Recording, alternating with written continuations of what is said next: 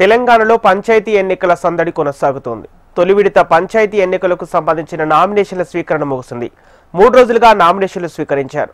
గ్రామాల్లో ఏకగ్రీవాలు ఊపందుకున్నాయి. రేపు నామినేషన్ల పరిశీలన, ఎల్లుండే నామినేషన్ల ఉపసంహరణకు అవకాశం ఉంది.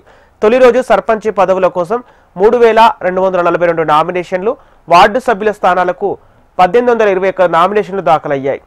రెండో రోజు సర్పంచ్ స్థానాలకు 4901 నామినేషన్లు దాఖలు కాగా, వార్డు మెంబర్ స్థానాలకు 9643 నామినేషన్లు దాఖలయ్యాయి.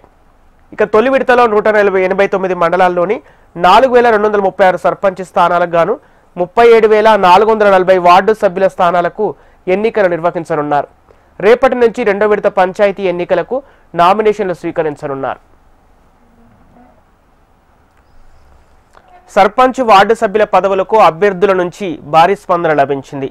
నామినేషన్ల ప్రక్రియ ముగియటంతో అభ్యర్థుల ప్రచారంపై ఫోకస్ పెట్టారు.